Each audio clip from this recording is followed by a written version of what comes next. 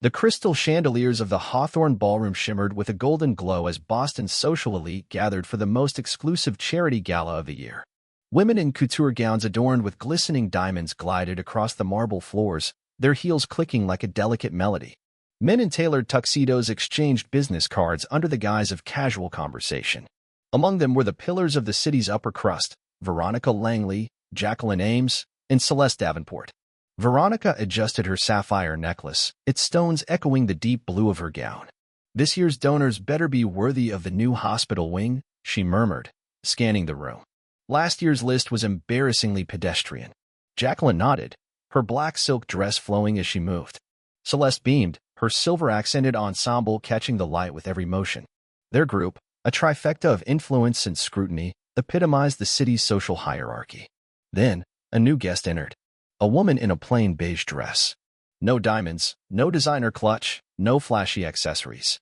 Her auburn hair was simply styled, her makeup minimal. She moved with quiet confidence, surveying the ballroom with calm eyes. Her name was Hannah Prescott. "Who is that?" Celeste asked aloud, not bothering to lower her voice. "In that dress?" Jacqueline added with a scoff.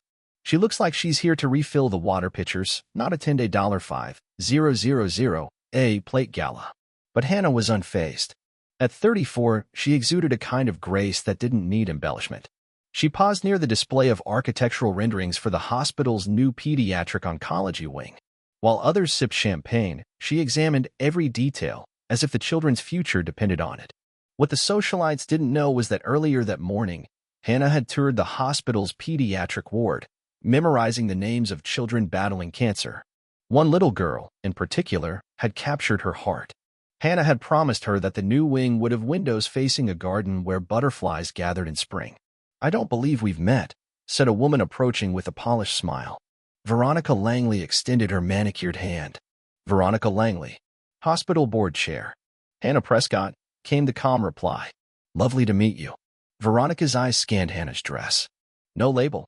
No jewels. Are you with the medical staff?" "No," Hannah replied. "I'm just passionate about children's health care." Jacqueline and Celeste floated over like sharks sensing blood. "We don't see many new faces," Jacqueline said, raising an eyebrow. "The Hawthorne Gala is usually quite exclusive." "The invitation mentioned pediatric oncology," Hannah replied. "It's close to my heart." Celeste exchanged a smirk with Veronica. "Well, every bit helps, I suppose. Though most donors tonight are writing 6- and 7-figure checks." "It adds up," Hannah replied with a serene smile. Veronica, sensing something unusual about Hannah's quiet confidence, pressed further. "Your dress. Is it vintage?"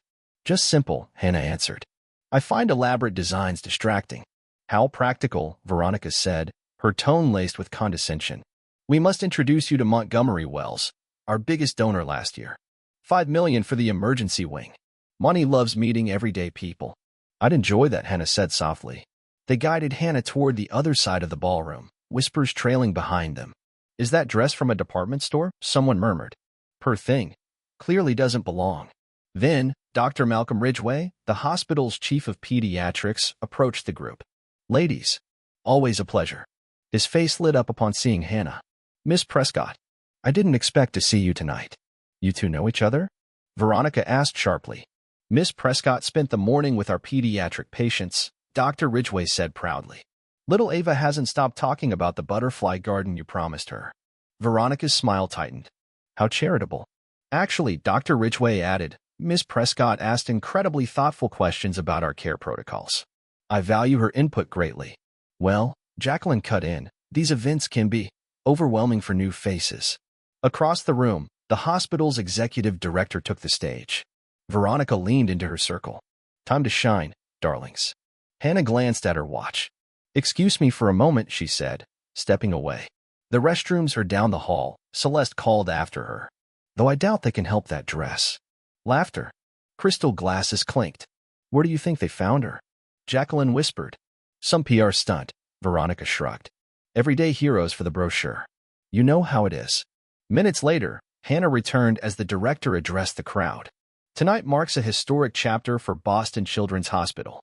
The new pediatric oncology wing will revolutionize how we treat our youngest patients." A hush fell over the room.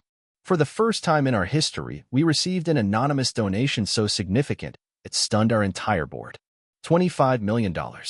Gasps. Whispers.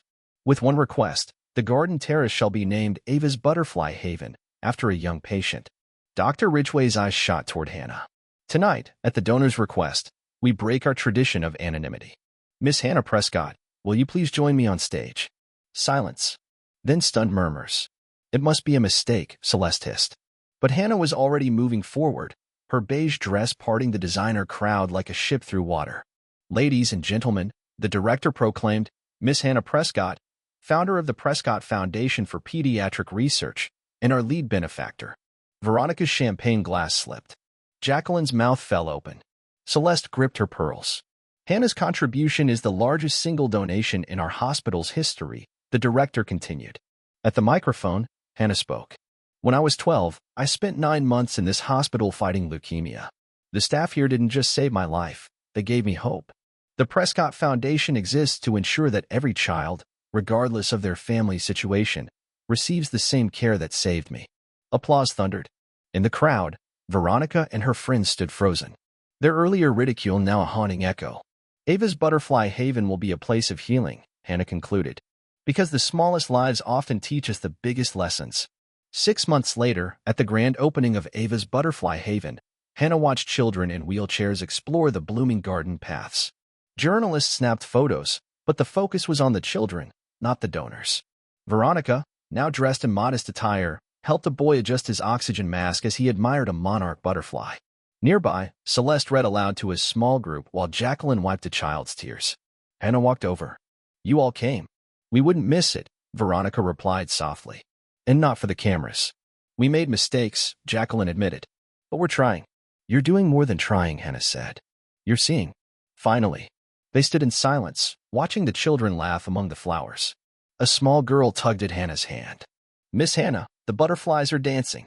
So are you, Hannah replied, lifting her gently onto a bench to see better. And in that moment, the transformation was complete. Not of a dress, not of reputation, but of hearts. The garden was filled with sunlight, joy, and second chances. And above it all fluttered butterflies, symbols of resilience, grace, and the quiet power of seeing beyond what meets the eye. Because true wealth was never about what glittered in chandeliers. It lived in the hands that healed, the eyes that understood, and the hearts that chose to give. The end.